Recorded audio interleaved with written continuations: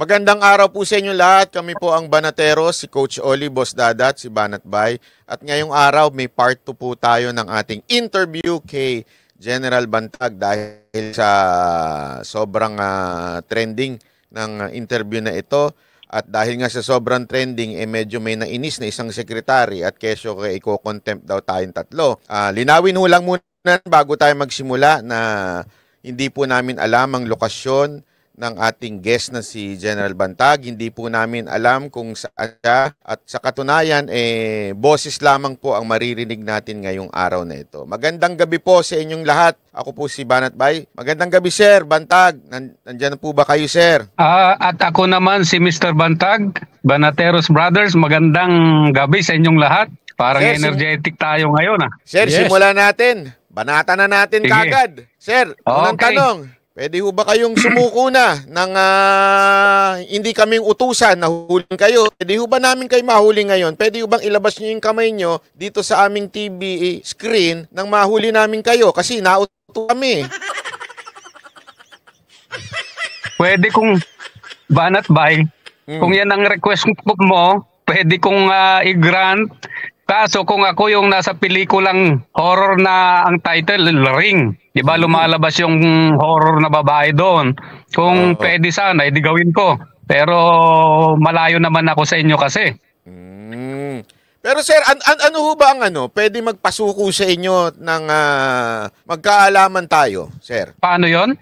Ano po ba ang pwede magpasuko sa inyo at harapin po itong mga kaso ninyo? Alam mo, talagang gustong-gusto kong harapin talaga lahat. Kaso, paano ko naman haharapin kung andyan pa si Secretary Boying? Nakita naman ninyo, kayong tatlo mismo, muntik pang kasuhan. Kung hindi pa yan, natanong ni Senator Coco Pimentel, di nagkabuli-bulilyaso siya sa sagot niya. At nakita naman natin kung anong naging outcome. Talagang walang kaso. Pati si former President Digong, ganun din naman ang kanyang idea na talagang walang na-violate na batas ang Banateros sa pag-interview kay Mr. Bantag. So sinasabi niyo, sir, kayo ay aarap po kung itong si Secretary Remulla ay magre-resign? Ay oo naman. Talagang harapin ko yan. Pero kung ang papalit na naman ay kayang-kaya niyang impluwensyahan. Kasi nakita mo naman ang BBM admin ngayon, puro tambalos-los na eh. Di ba? Nakita mo, smuggling. Walang comment-comment. Wala tayong naririnig sa presidente. Ang dami ng kaguluhan, pati sa Mindanao, wala ka pa rin marinig. Wala eh. Ang hirap talaga ng kalagayan ko dahil nga sa klase ng administration na ito. Rinirespeto ko naman ng batas. Kaso, hindi ko rinirespeto ang karakter nila. Karakter ni Boying, karakter ni Dilemos na NBI na walang ginawa, kundi magpatong ng kaso. Kahit sinong tanungin ninyo may kakilala kay Dilemos, yun ang ugali ni Dilemos. Balita ko nga ho. Paano kasusuko? Oo. Sir, matanong ko lang po. Lagi po nating napapag-usapan sa media na itong patungkol sa Bucor. Kamusta na po? Itong ating gusto kong matanong sa inyo at makamusta? Oo nga, yan nga ang Alam mo, sa totoo lang, ayoko nang isipin yung Bucor kasi ganun kasi kami na nasa serbisyo. Kapag renilive ka, go on now with your life. Parang ganun eh. Another destination, ganun lang yon. Pero ito kasi, parang asong galisin lang itong matandang ito eh. Kaya ayaw kong pansinin sana. Ngayon, tinatanong mo kasi ngayon sa akin na Coach Oli, ang dami namang naging bulilyason niyan. Yung sumunod na suspension ko, yung pag-interview daw kay General Palparan na nakita nyo, acquitted pa. Diba? Sa dami ng mga bulilyaso nitong si katapang galising aso ni Boying, kung ikukumpara doon sa interview ni General Palparan at sa dami ng bulilyasong ginawa nitong si katapang, dapat suspended siya. Pero wala na akong pakialam doon. Diba? Diskarte nila yun eh. Sinisira naman nila, sarili nila. Kaso nga lang, ang tanong dyan, ano na kaya ang nangyayari sa illegal drug transaction na naman? Yun ang hindi natin alam. Yes, okay. So, speaking of illegal drugs, alam naman natin, pagka Bucor ang pinag-uusapan, kadikit talaga yan. And kanina, nabanggit ninyo yung smuggling. So siguro naman nakarating na rin, mukhang updated naman kayo, no? Nakarating na rin sa inyong attention siguro yung mga bagong batches nung smuggled na mga droga sa Pilipinas, na kung dati China pinanggagalingan nung mga droga, pero ngayon yung mga nasabat sa Pampanga tsaka yung dyan sa Bureau of Customs galing na daw ng Mexico. Ano pong inyong masasabi doon o reaction? Alam mo, Boss Dada, sa tanong na yan, nung ako pa ay nakapwesto doon sa Bucor, tumigil yung Mexican cartel na yan. Kasi nakita kasi nila yung gaano aktibo ang PRRD administration sa paglaban sa illegal na droga, kaya hindi nakapasok na, tumigil itong Mexican Pero papasok na sila noon kasi may mga African pa. Marami sila. So ngayon kung yan ay pumasok na ngayon, ay ibig sabihin yan nakita nila, relax na ang law enforcement natin. Kasi dati nung time ni PRRD, hindi na nag-attempt yan, mga yan Mexican. So ngayon po nakikita nyo na sila pumasok na at nagiging aktibo na uli? Iyon ang nasa balita. Hindi naman tayo nagsasabi banat bay, kundi sa balita, ibig sabihin talagang pumasok na naman ang Mexican cartel. Kasi wala silang takot na And unlike before, kay PRRD, active ang fight against illegal drugs. Kaya walang nag-attempt na noon. Pero muntik nang pasukin tayo ng Mexican noon, natigil nga lang. So ngayon wala na si PRRD, wala na ang laban against illegal na droga. Ayan, nandyan na naman sila. So ibig sabihin, dati pa, meron na talagang Mexican cartel na nagpapasok ng droga dito, pero napigilan ninyo. Bakit parang laging China yata yung mga bali-balita lang noon? Oo, tol, kasi nga yung Mexican cartel na yan, siguro natakot sila, hindi naman natin nakakausap na interview, pero tumigil sila. Ibig sabihin, natakot, di ba? Bakit hindi sila nagtuloy noon, nagtuloy-tuloy? Bakit ngayon sila pumasok? Samantalang noon, kasi pinagmimitingan namin yan ng PNP, ng PDEA. Alam natin yan na gustong pumasok na ng Mexican cartel. Kaso nga lang, tumigil sila.